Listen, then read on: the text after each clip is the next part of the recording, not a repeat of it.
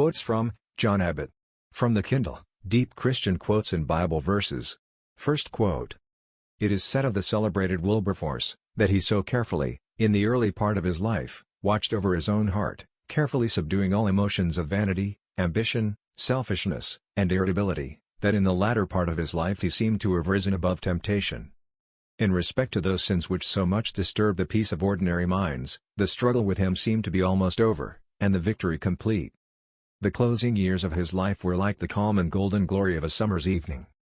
Not a cloud obscured the horizon of his joys. He was just as happy as the days were long. His children and his grandchildren clustered around him, feeling that his presence dispelled almost every sorrow. His favorite passage of Scripture was, "Be anxious for nothing, but in everything, by prayer and supplication, with thanksgiving, let your requests be made known unto God. And the peace of God, which passes all understanding, shall keep your hearts and minds through Jesus Christ." Now, I cannot doubt that it is in the power of almost every person, by the same culture, to attain the same rich and heavenly joy. Second quote.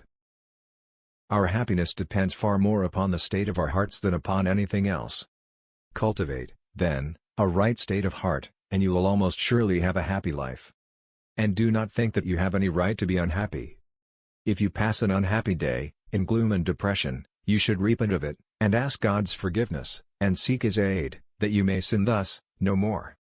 Such a day must be a misspent day.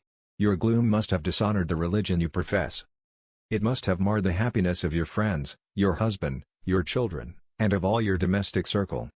And it must not only have prevented the possibility of any vigorous efforts of doing good, but the influence of your gloomy example must have repelled others from religion. Third quote. Therefore make it a daily duty to be cheerful. Pray that you may be cheerful, meditate upon your blessings. Look upon the bright side of everything, and carefully study your own heart, that you may ascertain what those feelings are, which disturb the tranquility of your mind, and should therefore be checked. And what those emotions are which are satisfying and pleasurable, and should therefore be cultivated. You probably have no idea how much your usefulness and happiness depends upon the careful cultivation of a cheerful spirit. Thanks.